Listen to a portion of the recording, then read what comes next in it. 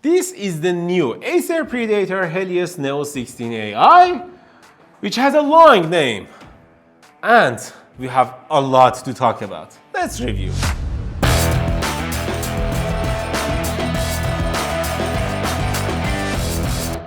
Hey everyone, and welcome back to Binosha Tech channel. I'm Amin Khalqi, and today we're gonna review Acer Predator Helios Neo 16 AI laptop, which has a long name again, and we'll call it Neo 16, Acer Neo 16, because it has a very long name, and I don't know why they choose this name, because other laptops has different names like Asus ROG G16 or Asus TUF F16 or Lenovo LOQ.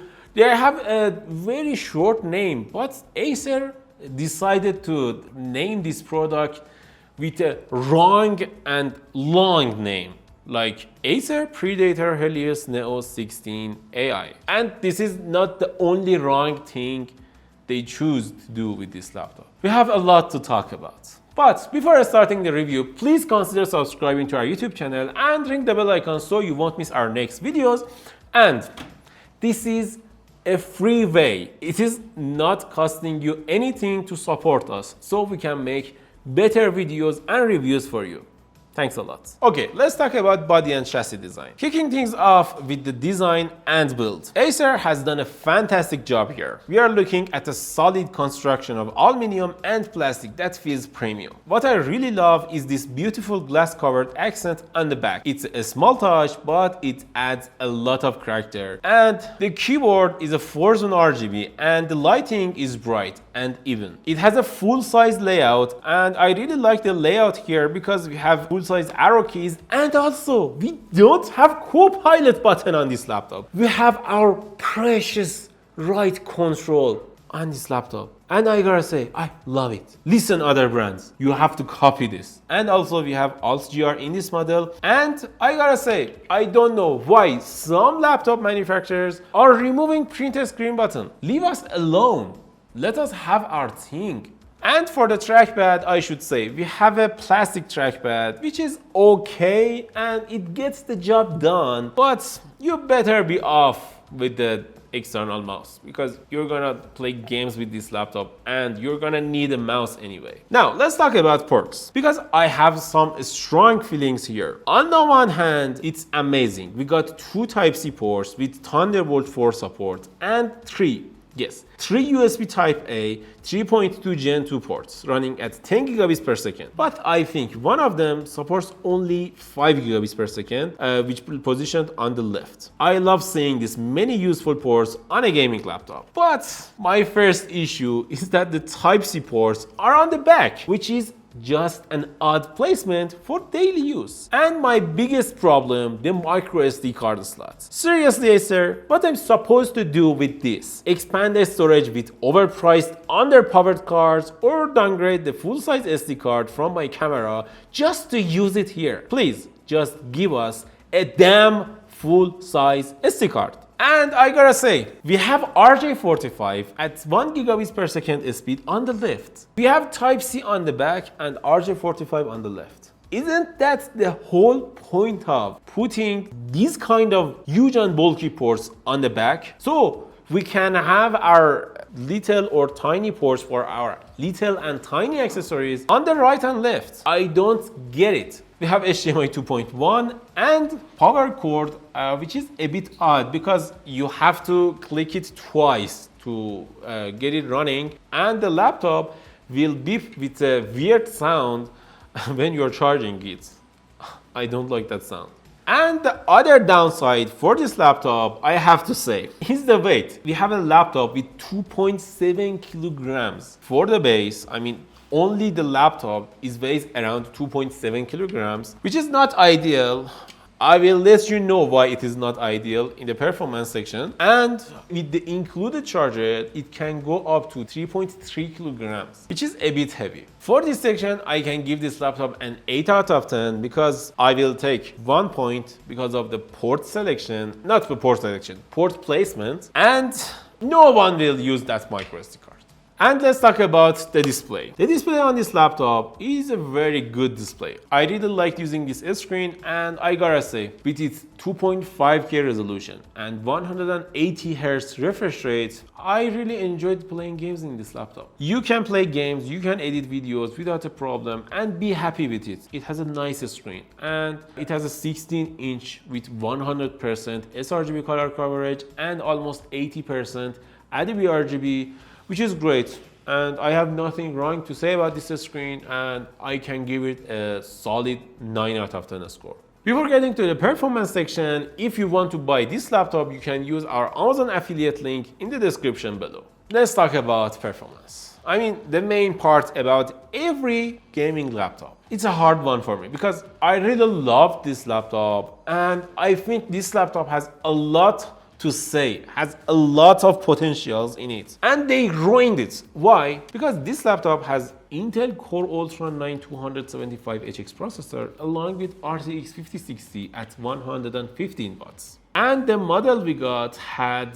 16 gigabytes of RAM at 6400 mega transfer per second, which is good. But in reality, the cooling system inside this chassis just can't keep up. In my testing, this laptop underperformed by a staggering 20 to 30% compared to other laptops with the same 275HX CPU. Why? All comes down to a poor CPU choice for this specific design. The thermal headroom is too limited for such power-hungry chip. This laptop suffers from bad performance when it's on battery without gaining the full benefit of that HX power CPU. It's the worst of both worlds. My suggestion for Acer is simple. They should have used an Intel Core Ultra 9 285H or an AMD HX370 processor. Those chips would have delivered much better sustained performance within this thermal envelope. As for fan noise, it is acceptable for daily tasks. But as soon as you start gaming or rendering, it gets loud. You'll definitely want to grab a pair of headphones, especially noise cancelling.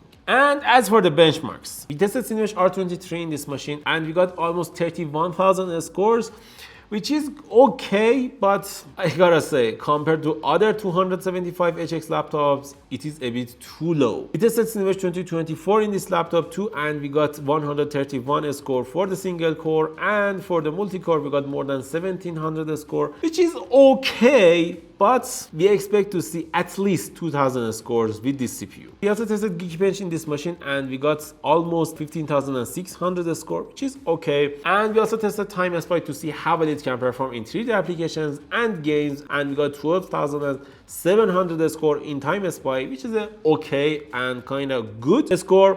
We also tested Steel Nomad and we got almost 2,700 scores, and in Blender benchmark we got 3,600 score, which is good, and it is good for 5060. I mean, 5060 in this laptop is placed at its full TGP 150 watts, and we can see that it performs really well. We also tested Adobe applications, and there is something I have to tell you. I don't know why, but with all new HX processors, we are experiencing some issues with 16 gigabytes of RAM. I mean, I don't know why, but we can't get good performance out of Adobe Premiere with only 16 gigabytes. Because of that, we upgraded the RAM to 32 gigabytes so we can get Adobe Premiere performance. I mean, with 16 gigabytes, we got more than 13 minutes of render time. With 32 gigabytes, we got 3 minutes and 48 seconds, which is odd because this shouldn't be like that. Like in last year gaming laptops or even creator laptops, we didn't see such a problem. But this year, this is the third or fourth laptop we are experiencing this issue with, and I think Adobe, Intel, and Nvidia should check on that because this is not a good thing for your high-end gaming laptops. We also tested Adobe After Effects and we got more than 5 minutes of render time, which is good. We also tested the SSD to see how well it can perform, and we got 7 gigabytes, almost 7 gigabytes for the read and 6.5 gigabytes for the write. This is the SSD speed we want to see on this kind of laptop. I mean, with over $1,500, we have to get this kind of speeds. If you are not getting this kind of speed, your laptop manufacturer is not doing good. We also tested some games in this laptop like Cyberpunk 2077 in 7 different scenarios, and we got up to 200 FPS in average, which is great. This is with the help of fake frames or DLSS 4. Some people may love it, some people may hate it, but we can get 200 FPS with a gaming laptop, which is good, with a mid-range gaming laptop. We also tested Rainbow Six Siege in 6 different scenarios, and in that game too, we got more than 200 FPS in average, which is good. And I gotta say, Rainbow Six Siege is a lot heavier nowadays, but I really enjoyed using this laptop and playing Rainbow Six Siege with it. And we also tested Fragpunk in 4 different scenarios, and we got more than 500 FPS in this laptop. And we also tested Red Dead Redemption 2 in 2 different scenarios, Ultra and Ultra with help of DLSS, and we got up to 70 FPS in average, which is good. We also tested Shadow of the Tomb Raider in this laptop, and we got 100 FPS in average. In FHD, we got 146 FPS, which is good. And we also tested Wukong in 3 different scenarios, and I can say this game is easily playable in this laptop, which is good again. And we also tested Marvel Rivals in this laptop, and we got more than 50 FPS in Ultra and more than 100 FPS in minimum, which is good for this laptop. I mean, I wasn't happy with the result of this laptop in different kind of workloads, but for the gaming, I have to give it the credit. This performs really well. One of the reasons is this laptop has the problem with the CPU, not the GPU. And if you are playing games, most games are dependent on the GPU. And for the CPU side, the CPU is not that weak. I mean, we are seeing performance problems when we are comparing it to other gaming laptops. But as for itself, we are seeing great performance. I mean, if you don't want to compare it, don't do it. For the laptop itself, we are seeing great performance. For the performance part, I have to give it a 6 out of 10 score.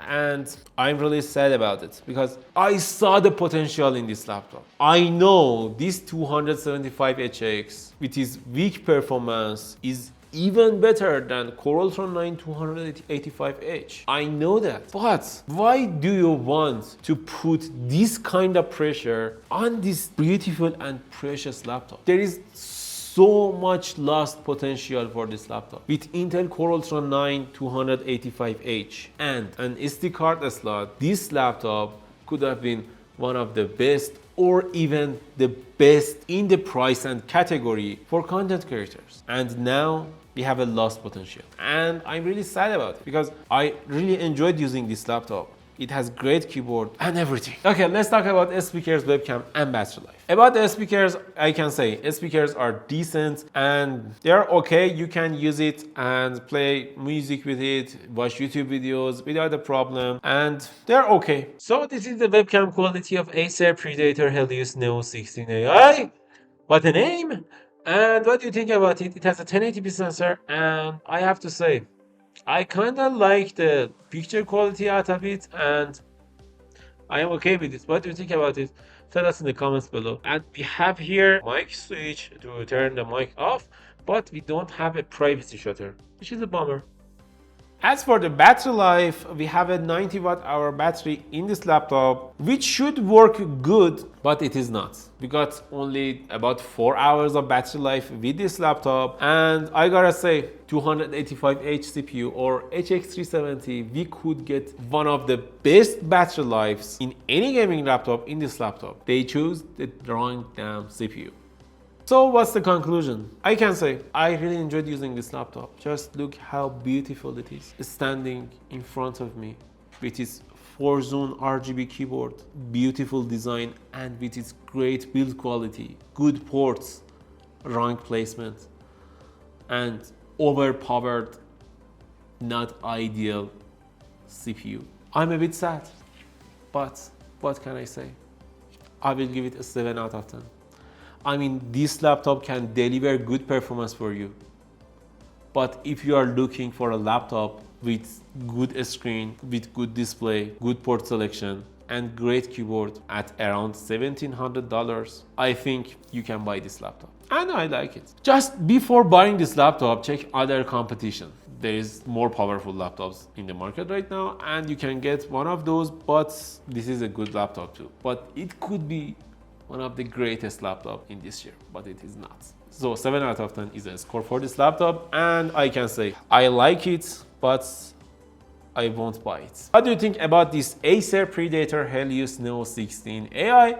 Tell us in the comments below, and if you had experience with any Acer laptops, tell us in the comments below so others can use your experience with their Acer laptop to see if they want to buy this laptop or not. Thanks for watching. If you enjoyed this video, don't forget to like and subscribe. Bye.